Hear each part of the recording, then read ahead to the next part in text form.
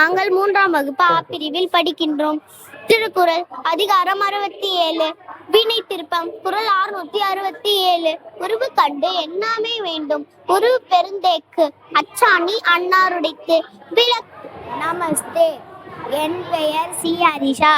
நான் 3ஆம் வகுப்பு ஆ பிரிவு படிக்கிறேன். திருக்குறள் தீயினால் சுட்ட புண்ணுள்ளாரும் ஆறாதே நாவினால் சுட்டவடு பொருள் என்று கேட்பதற்கு சமம்.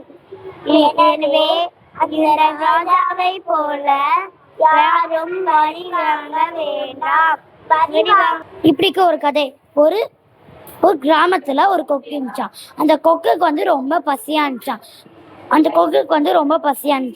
அப்ப போயிட்டு இருக்கும் போது ஒரு குளத்தை பார்த்தான். அந்த குளத்துல மீன் சாப்பிடலான்னு போச்சான். அந்த குளத்துல மீன் சாப்பிட போச்சான். அந்த குளத்துல சின்ன சின்ன மீன்களா இருக்குது, எப்படின்னு சாப்பிடுச்சான். அப்ப சின்ன மீன் அவன் சாப்பிட்டா பெரிய மீனா எது போயிடுமே அப்படின்னு நினைச்சான். அப்பதான் கொக்குக்கு ஒரு ஐடியா வந்துச்சான். அப்ப பெரிய மீன் வர வரைக்கும் காத்துட்டு இருக்கலாமே அப்படின்னு நினைச்சான். பெரிய மீனும் வந்துச்சு, அந்த கொக்கும் சாப்பிடுச்சு. அதே மாதிரி to tell about a wastewater treatment. Wastewater coming out from factory is called a container. It goes to a big stones, then it goes to a small stones, then it goes to a cold and sand, then it goes